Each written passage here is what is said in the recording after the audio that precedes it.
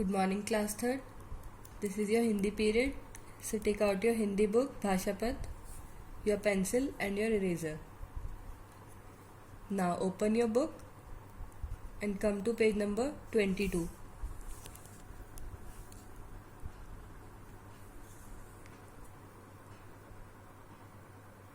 Okay, today we will learn about क्रिया, संज्ञा and सर्वनाम. आज हम क्रिया, संज्ञा और सर्वनाम 3 टॉपिक्स पढ़ेंगे. ओके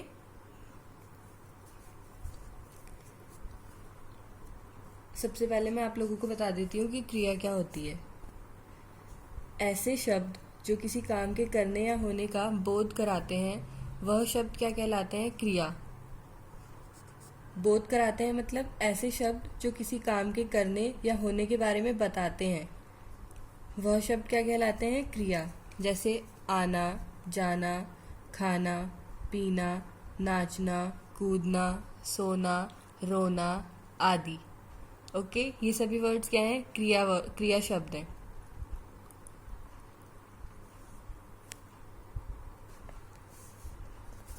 इस क्वेश्चन में हमें क्रिया भी बतानी है और काल भी बताने हैं. सो मैं एक बार आपको काल भी एक्सप्लेन कर देती हूँ.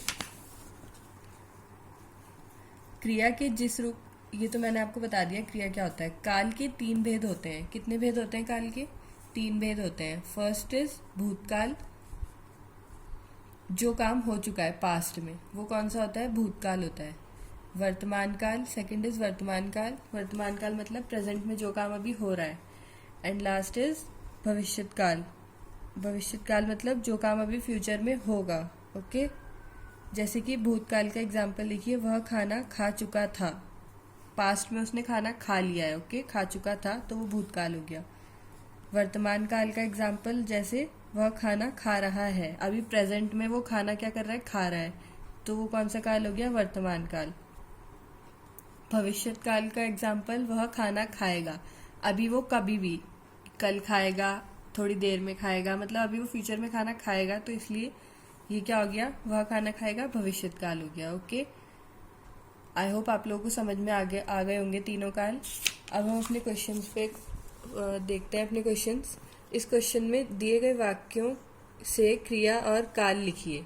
आपको कुछ सेंटेंसेस दिए हैं यहाँ पे, इनको आपको रीड करना है और फिर इसी में कौन सी क्रिया है, मतलब कौन सा वर्ड क्रिया है वो क्रिया शब्द आपको यहाँ लिखना है. पहले आप उसे अंडरलाइन करेंगे मेरे साथ. ओके और उसके बाद कौन सा काल है वो आपको यहाँ लिखना है. Okay so let's read first sentence. गली में पकौड़ी बेचने वाला आया था. पहले तो इसमें हमें क्रिया फाइंड आउट करनी है. क्रिया क्या है, कौन सी है, मतलब कौन सा शब्द क्रिया है इसमें. गली में पकौड़ी बेचने वाला आया था. पकौड़ी क्या हो रही है? बेची जा रही है. मतलब बेचना क्या हो गया? एक काम है ना, बेच रहा है वो पकौड़ी, इसलिए बेचना क्या हो गया? क्रिया हो गया. और कौन से काल में कौन आया था? आया था मतलब आके जा चुका है ना, पहले आया था, इसलिए भूतकाल हो गया. तो यहाँ पे लिखेंगे क्रिया क्या हो गई? बेचना. आप भी मेरे साथ साथ अपनी बुक में फिल करते रहिए. ओके और काल भूतकाल.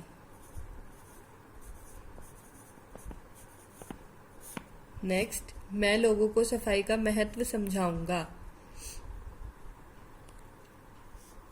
मैं लोगों को सफाई का महत्व समझाऊंगा. सफाई का क्या हो रहा है? महत्व समझाया जा रहा है, सफाई की इम्पोर्टेंस.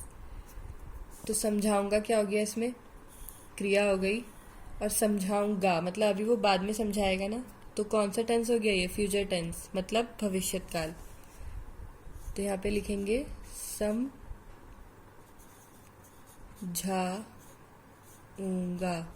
समझाऊंगा. और यहाँ पे लिखेंगे भविष्यत काल. ओके मक्खियाँ भिनभिना रही हैं. मक्खियाँ भिनभिना रही हैं. भिनभिनाना क्या हो गया? एक काम कर रही है ना मक्खियाँ भिनभिनाने का, तो भिनभिनाना क्या हो गया? क्रिया हो गई. एंड रही है मतलब अभी, प्रेजेंट में भिनभिना रही है ना, तो कौन सा टेंस हो गया ये? वर्तमान काल हो गया ये, वर्तमान काल। नेक्स्ट, चारों तरफ गंदगी दिख रही थी। चारों तरफ गंदगी दिख रही थी। रही थी मतलब भूतकाल, पहले दिख रही थी। और दिखना, दिखना क्या हो गया? क्रिया हो गई। दिख क्रिया, और रही थी क्या है? रही थी कौन सा काल है? वेरी गुड, भूतकाल।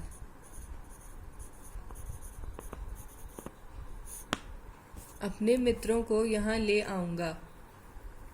अपने मित्रों को यहाँ ले आऊंगा।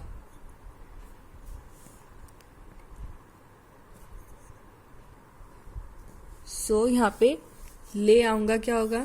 क्रिया है, वो लाने का काम कर रहा है अपने फ्रेंड्स को। ओके, तो यहाँ पे लिखेंगे ले आऊंगा, ले आऊंगा। और ले आएगा मतलब फ्यूचर में लाएगा ना, तो कौन सा टेंस हो गया ये? कौन सा काल हो गया? भविष्यत काल।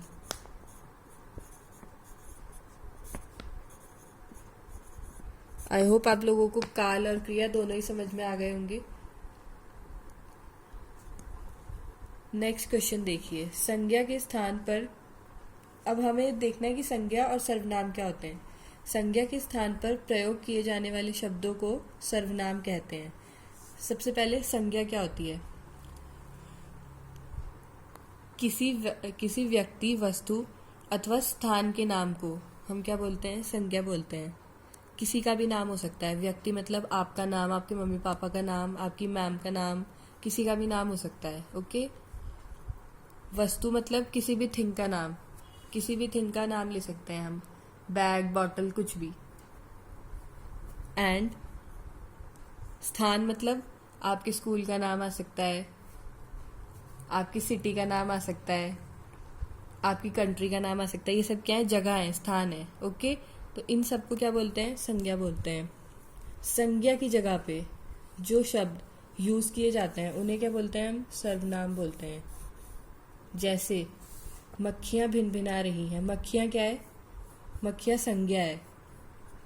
वे भिनभिना रही हैं। मक्खियां संज्ञा है। संज्ञा की जगह क्या आ गया? सर्वनाम आ गया। मक्खियां की जगह आ गया वे भिनभिना रही थी। ओके, ध्यान रखें कि यदि संज्ञा बहुवचन में है तो सर्वनाम भी बहुवचन के रूप में ही प्रयोग किया जाता है। जैसे मक्खियां बहुवचन है तो इसलिए हमने यहाँ पे वे लिखा। अगर यहाँ पे होता मक्खी भिनभिना रही थी तो यहाँ पे क्या लिखते हैं हम? वह भिनभिना रही थी। ओके, अब हमें ये वाला क्वेश्चन सॉल्व करना है। रंगीन संज्ञा की जगह सर्वनाम का प्रयोग करके वाक्यों को पुनः लिखिए। जो कलर्ड वर्ड्स लिखे हैं वहाँ पे क्या करना है आपको? उनकी जगह सर्वनाम लिखने हैं।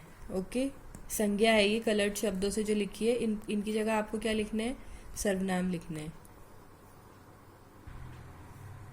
केतन के मोहल्ले में जगह जगह कूड़े के ढेर लगे हैं। ढेर पर मक्खियां भिनभिना रही हैं। यही मक्खियां जब भोजन पर बैठती हैं तो भोजन को दूषित कर देती हैं। फर्स्ट वर्ड है केतन। केतन की जगह क्या आएगा? केतन इज संज्ञा। संज्ञा की जगह क्या यूज करेंगे हम? सर्वनाम। केतन की जगह कौन सा सर्वनाम यूज करेंगे हम? उसके। मेरे साथ साथ लिखते रहिए आप लोग अपनी बुक्स में। उसके, फिर हम ये यहाँ तक पूरा सेंटेंस ऐसे ही उतारेंगे। उसके मोहल्ले, ये का नहीं उतारेंगे क्योंकि उसके आ गया है यहाँ पे। उसके मोहल्ले में जगह जगह कूड़े के ढेर लगे हैं। उसके आगे है ढेर पर मक्खियां भिनभिना रही हैं। ढेर मतलब क्या लिखेंगे हम? उस पर मक्खियां भिनभिना रही हैं, तो यहाँ आएगा उस पर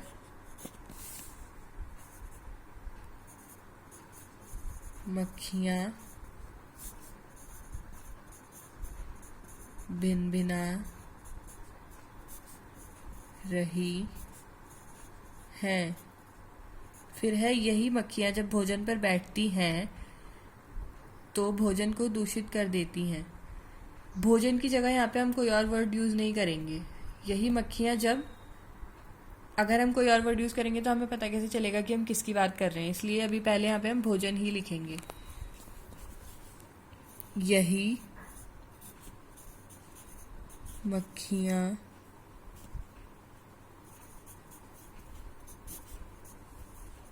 जब भोजन पर बैठती हैं तो, भोजन को मतलब, अब भोजन हम एक बार लिख चुके हैं तो दोबारा भोजन नहीं लिखेंगे। जब यही मक्खियाँ जब भोजन पर बैठती हैं तो